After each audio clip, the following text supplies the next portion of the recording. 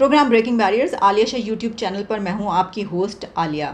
लगता है कि हालात उस तरफ जा रहे हैं जहां एक बार फिर दमादम मस्त कलंदर शुरू होने वाला है और धमाल पड़ने वाली है, क्योंकि रात गए आधी रात को दो बड़ी अहम डेवलपमेंट्स सामने आती हैं। आधी रात को इमरान खान का हंगामी खिताब होता है, लेकिन उससे पहले एक खबर आती है कि इमरान खान को पैगाम दे दिया गया है कि वो मुल्क छोड़ के चले जाएं। कौन से कंट्री में वो जाएं, टाइम फ्रेम क्या दिया गया है, कब तक चले जाएं और क्या एक्सक्यूज़ भी वो पेश कर सकते हैं, आपके सामने ये डिटेल्स रखेंगे। लेकिन इसी के साथ लतीफ़ खोसा साहब के घर पर फायरिंग हुई है, किसने करवाई है, और आज़म खान भी लापता हो गए हैं, उसकी भी बात इमरान खान ने अपने खिताब में की है। आज़म खान जो कि प्रिंसिपल सेक्रेटरी हुआ करते थे इमरान खान के। तो आगाज़ करते हैं उस खबर से जो इमरान खान के बहुत करीबी दोस्त और बड़े करीबी साथी हारून रशीद साहब, जो कि एक सीनियर जर्नलिस्ट और पॉलिटिकल एनालिस्ट हैं, उन्होंने ये खबर ब्रेक की है और उन्होंने कहा है कि इमरान खान को पैगाम दे दिया गया, पैगाम पहुंचा दिया गया है कि आप मुल्क छोड़ के चले जाएं। और मुल्क छोड़ के जाने के लिए जो टाइम फ्रेम दिया गया है, तो उनको कहा गया है कि बस ईद तक आप सोच लें, आपके पास ईद तक का टाइम है, ईद उल अज़हा तक का टाइम है, जो कि बस आने वाली है चंद दिन के बाद। तो आपको मुल्क छोड़ के जाना होगा, आप मुल्क में सियासत नहीं कर सकते, नहीं रह सकते, और आप अबू धाबी जा सकते हैं, यूएई। तो यूएई जाने के लिए अब इमरान खान को ईद उल अज़हा तक का टाइम दे दिया गया। अब हारून रशीद साहब जो ख़बर पर बात कर रहे थे, उसमें एक बात ये भी सामने आई कि इमरान खान की टांग पर जो गोलियां लगी थी, उसमें उनकी एक वेन, एक रग बहुत ही बुरे तरीके से मुतासर हुई थी और उसका इलाज पाकिस्तान में नहीं है। तो इमरान खान ये एक्सक्यूज़ पेश कर सकते हैं कि वो इसलिए अबू धाबी जा रहे हैं या यूएई जा रहे हैं या मुल्क छोड़ के जा रहे हैं, यानी कुछ अरसे के लिए, कि क्योंकि उनको टांग का इलाज करवाना है और ये इसका इलाज यहाँ पर नहीं होता, तो इसकी ट्रीटमेंट के लिए वो यूएई जा रहे हैं। अब ये बात शायद इसलिए कही गई हो या पैगाम में ये वाली बात है या नहीं है, लेकिन जो ख़बर थी जिस तरीके से, वो मैंने आप तक पहुँचा दी। इमरान खान का खिताब जब होता है तो उसमें वो ये वाली बात नहीं करते कि उनको कोई पैगाम दिया गया है, लेकिन उनका ये खिताब बहुत ही एक, जिसे कहते हैं ना चाकू की धार, उस तरीके से बड़ा ही तेज़ धार किस्म का खिताब है। वैसे तो इस खिताब में उन्होंने तकरीबन बहुत सारी बातें ऐसी की हैं जो इससे पहले भी वो स्पीचेस में करते रहे हैं, लेकिन इस एड्रेस का जो आखिरी पैराग्राफ है उसमें उन्होंने अपने जो वर्कर्स हैं उनके साथ बात की और एक चैलेंज दिया उनको। वो क्या चैलेंज है, कुछ अहम पॉइंट्स आपके सामने रखे देते हैं इस खिताब के। जैसे मैंने आपको कहा कि उनके बाकी के जो खिताब है, इसकी निस्बत ज़रा ये ज़्यादा ब्लंट लगा है, बातें वही हैं लेकिन उनका कहने के अंदाज़ ज़रा थोड़ा मुख्तलिफ था। इसमें उन्होंने सबसे पहले आगाज़ इसी तरह किया कि खौफ फैलाया जा रहा है मुल्क के अंदर, और मिसाल ये दी कि जिस तरह जर्मनी में हिटलर के दौर में लोग घरों में घुस जाते थे, लोगों को उठा लेते थे, पकड़ धकड़ होती थी, वैसे ही यहाँ पर भी हो रहा है। आज़म खान गायब हो गए और इसको भी उठा कर ले गए। जब घर की औरतों पर पहुंचते हैं तो फिर मर्दों से बर्दाश्त नहीं होता। जादू के लफ्ज़ ये सुनना चाहते हैं और वो हैं, मैं तहरीक इंसाफ छोड़ रहा हूँ। बीवी बच्चे लोगों ने छुपा दिए हैं क्योंकि ये औरतों पर पहुंच जाते हैं। ये पूरा सेटअप था, यानी फिर वो ये बताते हैं कि ये जो मेरे ऊपर साजिश करने का इल्ज़ाम लगाया जा रहा है, तो ये तो पहले से प्लानिंग थी किसी और की, ये मेरी नहीं थी, ये इनकी प्लानिंग थी और ये पहले से सेटअप था, पहले से प्लान बना हुआ था 2 दिन के अंदर, वरना 10,000 लोगों को कैसे पकड़ा जा सकता है।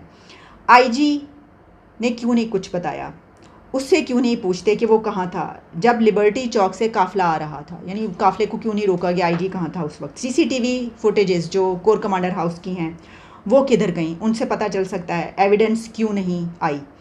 वहाँ लोग थे जो हमारी पार्टी के वर्कर्स को उकसा रहे थे कि आग लगाओ, तोड़ फोड़ करो, और ये पार्टी के लोगों ने ही बताया है उनको। फिर उन्होंने की डिमांड की है और कहा है कि वो ये चाहते हैं कि इसको आज़ादाना इसकी तहकीकात हो। आमिर मुग़ल की उन्होंने बात की कि आमिर मुग़ल के 5 बच्चों को उठा कर ले गए, उस वक्त अभी 9 मई नहीं हुआ था और 9 मई से पहले मेरे ऊपर भी 140 FIR कट चुकी थी। तो फिर प्लान इसका मतलब है कि पहले का बना हुआ था। फिर जब उन्होंने कहा कि मेरे ऊपर ये जो इल्ज़ाम लगाया जाता है कि मैं डायलॉग नहीं करता, ये मुज़ाकरात नहीं करता, तो उस पे उन्होंने जनरल बाजवा का हवाला दिया और उन्होंने कहा कि जनरल कमर जावेद बाजवा से मैंने 2 मरतबा मुज़ाकरात किए हैं।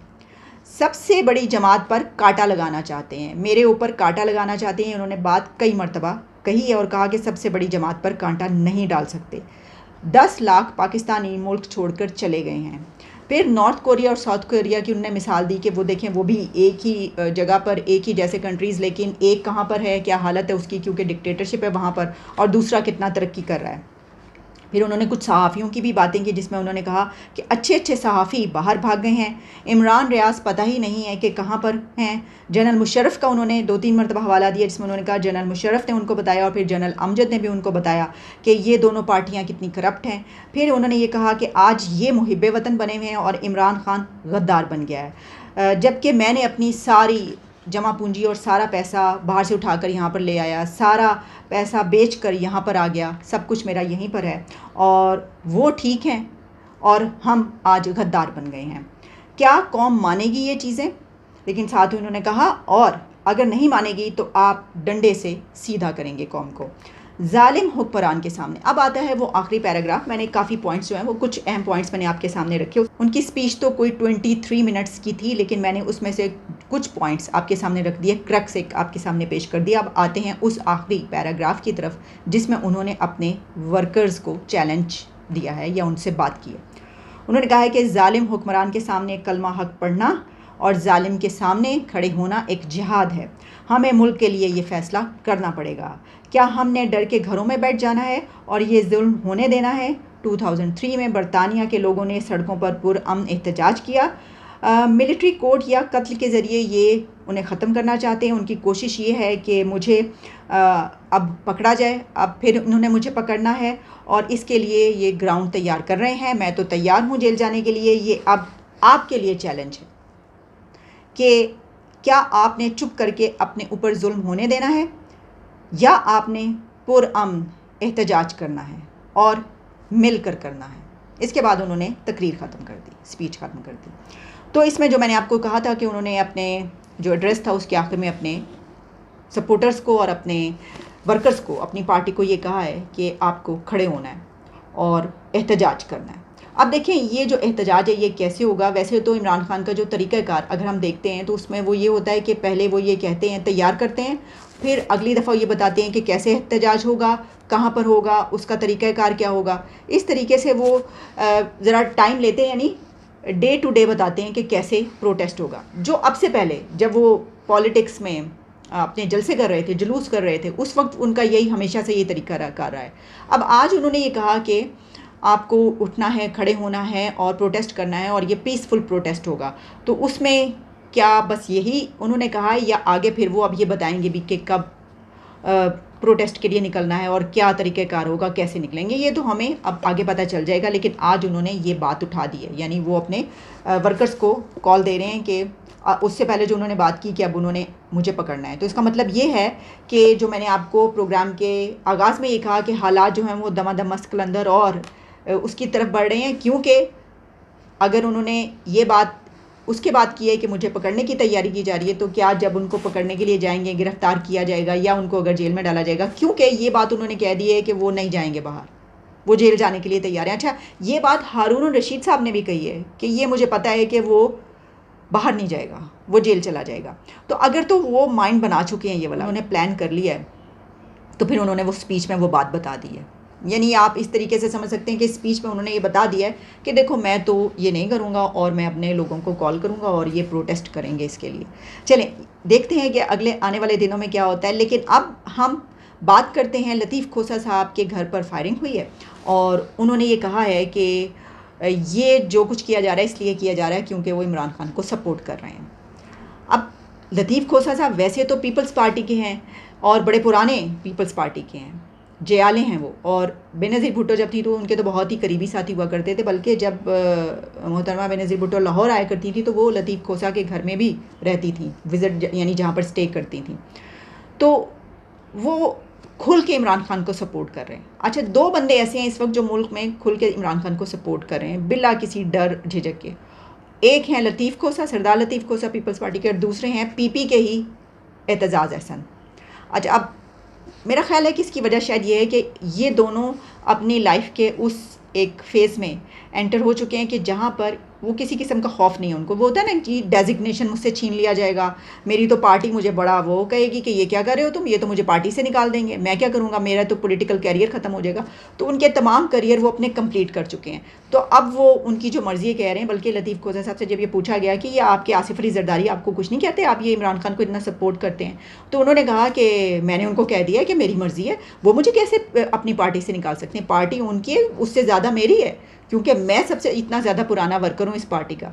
तो ये सिचुएशन है हमारे सामने। अब उनके ऊपर जो फायरिंग की गई उसके बाद ये कहा है एतजाज़ अहसन ने कि इनके ऊपर जो ये गोलियां चलाई गई हैं तो ये क्योंकि इमरान को सपोर्ट करें तो उन्हीं लोगों ने चलवाई हैं। लेकिन एक और बात जो बड़ी अहम की गई है वो ये है कि लतीफ़ खोसा ने ये कहा है कि वो चीफ़ जस्टिस ऑफ पाकिस्तान के साथ खड़े हैं या उनके पीछे खड़े हैं, यानी वो उनको सपोर्ट कर रहे हैं, वो उनकी बैक पर खड़े हैं। ये बात भी उन्होंने कही है। अब आते हैं आज़म खान की तरफ। आज़म खान साहब, आपको पता है कि वो तो इमरान खान के बहुत करीबी साथी थे। ये जो हमने पहले हारून रशीद साहब को इनको कहा, ये उतने नहीं थे इमरान खान के नियर एंड डियर जितने के आज़म खान थे, क्योंकि आज़म खान जिस वक्त इमरान खान प्राइम मिनिस्टर थे उस वक्त उनके प्रिंसिपल सेक्रेटरी थे। तो अब वो भी लापता हो गए और कह रहे हैं कि उनको भी उठा लिया गया है। लेकिन इन सियासी हालात के बीच एक बहुत ही दिलचस्प खबर आती है, और ये खबर हमारी इस वक्त की पॉलिटिकल सिचुएशन और आने वाले फ्यू मंथ्स पर कैसे बहुत ही गहरा इम्पैक्ट डाल सकती है। खबर ये है कि सेनेट ने एक बिल अप्रूव किया है, और वो बिल है डिस्क्वालिफिकेशन पर। और उसमें जो अप्रूवल हुई है वो ये है कि अब किसी को भी 5 ईयर्स से ज़्यादा डिस्क्वालीफाई नहीं किया जा सकता, यानी जो डिस्क्वालिफिकेशन की मुद्दत है वो 5 साल होगी। तो अब आप देखिए कि नवाज़ शरीफ साहब के बारे में कहा जा रहा है कि उन्होंने भी वापस आना है, उनकी भी डिस्क्वालिफिकेशन ख़त्म होनी है। जहांगीर तरीन भी डिस्क्वालीफाई हुए हैं। इस्तेहकाम पार्टी लेकर अगर उन्होंने नई पार्टी लेकर चलना है, जिसके बारे में कहा जा रहा है कि पार्टी जो है वो ठुस हो गई है बिल्कुल, और ये भी हारून रशीद साहब का कहना था कि ठुस हो गई है। वैसे तो वो नज़र ही आ रही है किस तरीके से ठुस हुई है। इसकी वजह ये है कि इस्तेहकाम पाकिस्तान पार्टी के जो लोग उसमें गए थे PTI के, वो कहा जा रहा है कि वो वापस टेलीफोन कर रहे हैं अपने लीडर को और कह रहे हैं कि नहीं, हमने जो है वो नहीं रहना इसमें, हम तो सिर्फ बस वो आ गए थे, प्रेशर था तो इसलिए ये ज्वाइन कर ली। तो इस्तेहकाम पाकिस्तान पार्टी के जो लीडर हैं जहांगीर तरीन, वो इस वक्त लंदन गए हुए हैं। उनके बारे में ये बातें की जा रही हैं कि उनकी मुलाकात होगी नवाज शरीफ से, लेकिन दूसरी तरफ से कहा जा रहा है कि नहीं होगी, तो उनकी भी डिस्क्वालिफिकेशन ख़त्म होनी है। और अगर कोई और लीडर डिस्क्वालीफाई होता है तो उसका मतलब है कि वो भी 5 साल के लिए सिर्फ होगा। तो ये मैंने आपको बता दी है, जो एक बिल आया उसकी भी इसके साथ जुड़ा हुआ है, ये तमाम हालात के साथ। अच्छा, एक आखिरी खबर अब मैं आप तक पहुंचाई देती हूँ, और वो खबर है कि मुस्लिम लीग नून का एक बड़ा इजलास हुआ है, और उसमें शहबाज शरीफ मुस्लिम लीग नून के बिला मुकाबला सदर हो गए हैं, मुंतखब अनअपोज्ड। मरियम नवाज़ सीनियर वाइस प्रेसिडेंट अनअपोज्ड, और एहसन इकबाल जनरल सेक्रेटरी, वो भी मेरा ख्याल है अनअपोज्ड, कोई उनके सामने नहीं था। मरियम औरंगज़ेब सेक्रेटरी इतलात इंफॉर्मेशन सेक्रेटरी, उनके सामने भी कोई इलेक्शन नहीं लड़ा था, वो भी अनअपोज्ड हुई हैं। और अता दाड़र जो डिप्टी सेक्रेटरी हैं वो भी बिला मुकाबला। इसहाक डार फाइनेंस सेक्रेटरी जो हैं ओवरसीज़ के, वो मुंतखब हो गए हैं, मेरा ख्याल है वो भी यही होंगे। तो यानी ये लिखा गया है, इसमें सामने आ रहा है कि तमाम जो ये हुआ है इलेक्शन, इसमें कोई भी इनके सामने कैंडिडेट नहीं था अनअपोज तरीके से। वो तो ऑब्वियसली आप जानते हैं कि कैसे उनके सामने कोई खड़ा हो सकता था, और अगर खड़ा होता भी तो जीतना तो इन्होंने ही था। इसमें एक दिलचस्प बात ये हुई है कि इसहाक डार को सपोर्ट किया गया जो फाइनेंस मिनिस्टर हैं, और उनके खिलाफ जो बातें करते हुए नज़र आ रहे हैं मिफ्ता इस्माइल, उनके बारे में ये बात की गई है। प्राइम मिनिस्टर शहबाज शरीफ ने ये कहा है कि अगर आपने पार्टी के अंदर हैं तो आप इसहाक डार को क्रिटिसाइज़ नहीं कर सकते। अच्छा, इसहाक डार क्योंकि फाइनेंस मिनिस्टर हैं, उनके लिए काफ़ी पार्टी के अंदर से, हम तो पहले भी आपको बताते रहे हैं कि उनकी पार्टी के अंदर से उनको बहुत दफ़ा उनको तनकीद की गई है। जो इकॉनमी की सिचुएशन है, जो हालात चल रहे हैं, तो उसमें उनके ऊपर वैसे भी तनकीद होती है, तो उनकी अपने लोग भी करने लगते हैं। अच्छा, मिफ्ता इस्माइल जो कि पहले थे फाइनेंस मिनिस्टर, तो मिफ्ता इस्माइल भी इसहाक डार को बहुत ज़्यादा क्रिटिसाइज़ करते हैं कि जब वो थे तो उनकी पॉलिसीज़ बहुत अच्छी हुआ करती थी, और अब इसहाक डार की पॉलिसीज़ जो है बड़ी ख़राब हैं, और इसी बिना पर ये जो है मुल्क का ये हाल है और इन हालों को हम पहुँचे वगैरह वगैरह।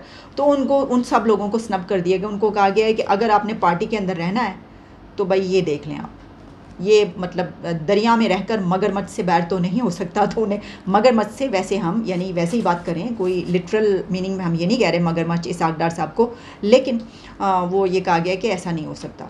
तो जनाब, ये कुछ बहुत बड़ी डेवलपमेंट्स थी जो मैंने आपके सामने रख दी। अब आगे क्या होता है, अगले चंद दिनों में हालात हमारे सामने आ जाएंगे, लेकिन जैसा मैंने आपको कहा कि जो पॉलिटिकल सिचुएशन है आगे वो टेंस होती हुई नज़र आ रही है, कन्फ्रंटेशन बढ़ती हुई नज़र आ रही है, कम होती हुई नज़र नहीं आ रही। इजाज़त दें, दोबारा आपके सामने हाजिर होंगे कुछ और खबरों के साथ। Thank you so much for watching my show, keep watching.